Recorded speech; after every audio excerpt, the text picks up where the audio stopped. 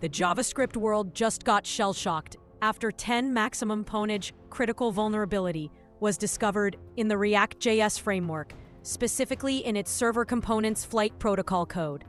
This is really bad because it's not some random plugin used by 3 people, but it's used extensively in millions of modern React apps and frameworks like Next.js.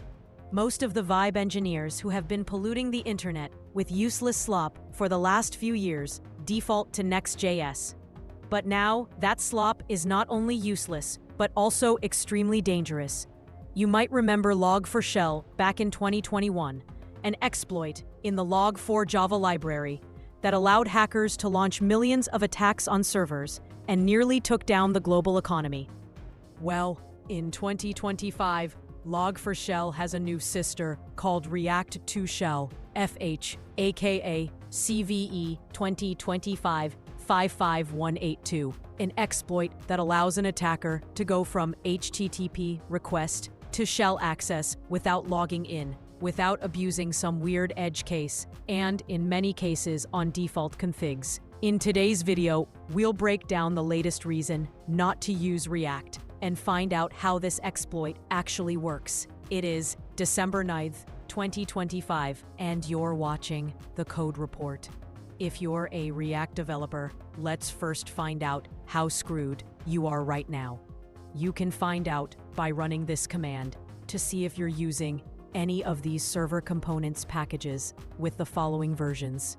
If any of these bad versions pop up, your kids might not be getting any presents for Hanukkah this year. That's because you basically just did npm install malware. And there's a good chance you'll need to pay some Chinese guy a Bitcoin or 2 to get your website back.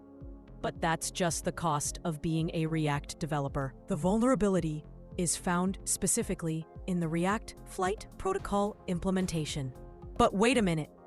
I have React Dev Expert on my resume and have never even heard of this flight protocol thingy. Well, it's actually pretty simple. React Flight is like the blueprint server components used to pass data from the server to a client-facing browser. For example, when I was 17 years old, I got my first real job working for ToughShed. At that job, we would first prefab certain parts of the shed in a factory, load them on a truck, then drive them out to the build location to construct the final shed. React works in the same basic way. Some components are built on the server. Then they get serialized into a format that can be passed over the network, and finally rendered or built as a website in a browser. That's all good in theory, but unfortunately, React made a mistake we've seen many times before. The classic deserialize untrusted input, then treat it like it came from your best friend. Then get devastating remote code execution as the result. Attackers can craft malicious flight payloads that, when deserialized on the server, produce object graphs that never should exist in normal code paths. From there, they can manipulate the runtime environment, like calling dangerous APIs indirectly or run arbitrary code on the server.